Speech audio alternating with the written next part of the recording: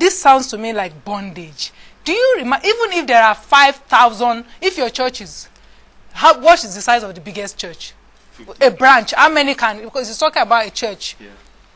Maybe even all the branches in that particular church. So let's say there are 50,000 people in that church. 50,000 people. Out of that 50,000, there will be more men than women. There will be more women than men. So maybe there are 20,000 men. Out of the 20,000 men, maybe 5,000 is married. 5,000 is underaged. 2,000 is not ready for marriage.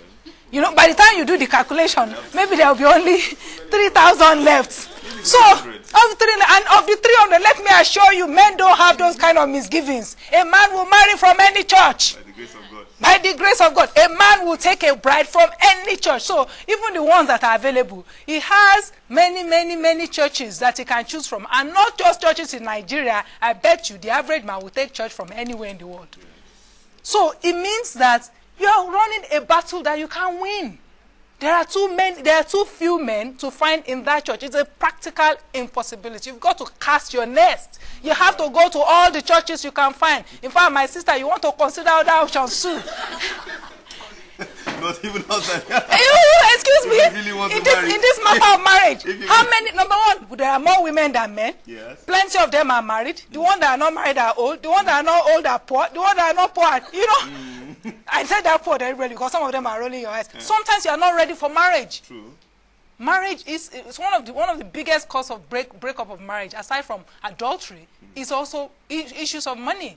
Well, sometimes the issue of money leads to adultery. In fact, and so on and so forth. So you want to be in a position where you actually think that you can take care of your family. I'm not talking of being rich now, but just at least where you have a means of livelihood. Have a television. You know, so yes. So before all of that is taken care of, she's 26. And you know in Nigeria, cutoff age is 30. In fact, here, it's cutoff age is, you know, I sound like I'm fooling around, but I'm just trying to knock some, you know, knock some sense into this young lady here. It is not true. You will not go to hell for marrying somebody else. And there's another thing. She says her mother has objections. Another thing I noticed that people do here, her mother has objections. Her mother didn't say to her why she has objections. Yeah. You know, people she's her mother. She should tell her if she's seen something that is not right. She should say to her daughter she has these concerns about this particular relationship. She even says my people, especially my mother, may have objections. She's actually speculating. Yes, okay. Hasn't even actually objected to her marrying someone outside the church. Outside the church, eh? So this is her own. And then she says, "Look, what will people say? What will the church say? What will the pastor say? What will the church member say? What are you saying? Who's going to live with? I mean, marriage in this environment. Don't joke. The family is important. Yeah, do not go into a family where they hate you. Yeah. As much as possible, do not go into a family where they hate you. I don't want to hear stories about Oyinbo way of doing life. You are marrying the family here too. Don't go into a family where they don't want you. But aside from that, the decision as to who to marry is your decision because nobody else will be there with you now. So which one is, what will my pastor say? What will the church say? What will the lay reader say? What will church members say? What do you want, girl?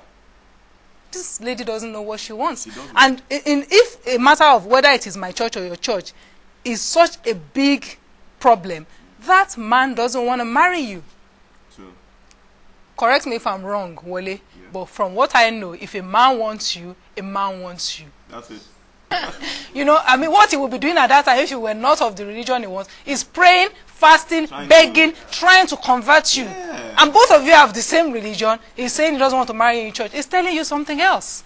You know, he's telling this young lady something. And yourself, if you don't feel strong enough for him, about him, to be determined that you want to marry him, regardless of the fact that he's not a member of your church, I'm not certain that, you know, you really are that in love. I think that this young lady, if she has all these kind of issues, is not ready to be a wife and a mother. Can I say something? I know someone, good-looking woman, went to school with me and all that.